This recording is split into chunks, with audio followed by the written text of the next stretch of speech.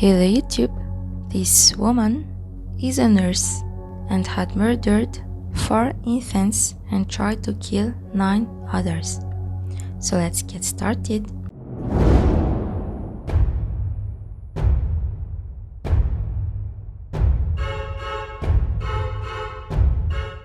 Beverley Allitt was born on October 4th, 1968 in England.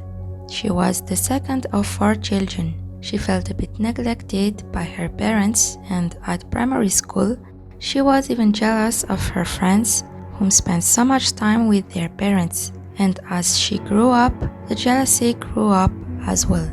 She became very withdrawn. She gained weight. People at school was awful to her. She was being bullied for that.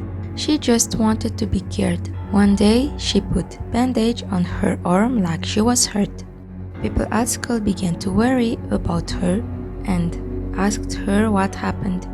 She loved that attention, but after a while, people were used to it. She then began to hurt herself with broken glass to regain the attention. It was at this moment that she began to be obsessed with medical things.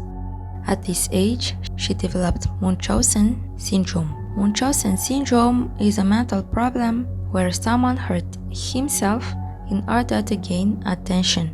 At secondary school, she was always ill and never attended school. No one thought about the syndrome except her doctors, but she knew how to dodge it. They never went to the same doctor twice. She found a way to pass her baccalaureate and arrived at high school. She chose to be a nurse. She was at nursing school and also found a job at a leather shop. At the nurse school, she continued to create illnesses to get doctors' attention. In 1990 only, she visited the doctor 50 times. Her job. When she was 20, she graduates of the nursing school and was offered a 6-month temporary contract at Grantham and Keith Stephen Hospital. She was very excited for this job. Her first patient was a 7-month-old baby named Liam James that had a chest disease. Liam's parents returned home after being told that their baby was in good hands. But the day after, they arrived at the hospital and received some bad news. The hospital told them that Liam just stopped breathing during the night and they tried to rescue him. He was alive, but they wanted to keep an eye on him because they didn't know what caused the attack. The second night, Beverley volunteered to take care of Liam. The second night, Liam had 2 other attacks, and for the second, the machines used to prevent the doctors didn't work. His brain starved of oxygen for so long, and if he lives, there would be more chance that he is disabled. His parents were called and decided to take him off of life support. This is the first of a series of kid deaths in the hospital. On March 5, 1991, just 2 weeks later, Timothy, an 11-year-old little boy, had cerebral problem that led to epileptic fit. He was rushed to the hospital. Arrived there, he was declared safe, but doctors need to keep an eye on him to make sure he recovered properly. Unfortunately, late this night, Timothy stopped breathing and had a severe heart attack. They tried to resurrect him, but nothing worked anymore. His death was unexpected because he was just detained for observation and that he would go home the next day. Just a few days after Timothy, Kylie, a 15-month-old baby, was hospitalized because of a chest infection. It seems that she was recovering well and was able to go home soon. Beverley was the one who had taken care of Kylie, and strangely, Kylie had 2 heart attacks in less than 1 hour. The hospital decided to transport her to another one because they thought they were not able to take care of her. After that, a 5-month-old baby boy named Paul Crampton was hospitalized for having a chest disease. He recovered well, but few moments after had a heart attack like the other child. Doctor and nurses revived him, but after a few hours he had another one.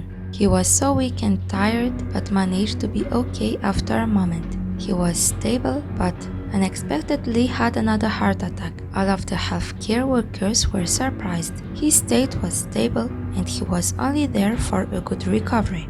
Paul was transported to another hospital. Examinations have been carried out.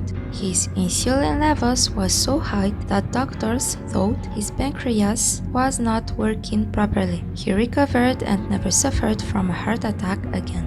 Bradley Gibson, a 5-year-old boy, suffered from chest infection. He was transported to the Grantham Hospital, and when Beverley looked after him, he collapsed. His heart stopped and he was not breathing. They resuscitated him, did tests, and found out the high level of insulin. He went into cardiac arrest again, but after his resuscitation, he was fine. After all of that, there were 3 boys, 2 twins named Becky and Katie that had problem of heart attack again. One of the twins died and one had 5 broken ribs after being transported to another hospital. The last of this long series was a little baby named Claire Beck that had a severe asthma crisis. And like the other child, few moments after her arriving at the hospital, she had cardiac arrest. The inquiry. In that hospital, there was a pediatric doctor named Potter who was there until the beginning. He began to see that something was not normal. He thought first about a problem with the machines and then thought that some nurses didn't do their job properly. The doctor went to the police saying that, and the police came to interview all the healthcare workers. They took the result of the test of Grantham Hospital and gave them to the police. And it was the police that found out that someone was administering a high dose of insulin to children. The police came back to Grantham Hospital and interviewed again about the insulin and where are them stocked. Nurses say that these medicines are put in a fridge and the key of this fridge was lost a month ago. But the person known to have the key of the fridge was Beverley Allitt. After the research of the police, they found that the 13 children have in common was that Beverley worked during the moment these children had heart attacks, and when she was not there, they were all healthy. The police looked at the recordings, but some had been erased. The police then looked at Beverley's files and were sure that she was the culprit once they knew she had Munchausen syndrome. The next day, they arrested her at her home. The trial. The reason she did that is she wanted attention too much, and she poisoned a patient and then became to see the patient fastly. She after could become a hero for being there and be appreciated by all of the co-workers and the parents. She was charged with murder in November 1991. On May 28, 1993, aged 24 at the time, she was found guilty and sentenced to 13 life terms, one for each victim. She was jailed for life with a minimum term of 30 years. In 2005, the BBC made a documentary entitled Angel of Death, starring Charlie Brooks as Allitt. Did you think that her punishment is sufficient?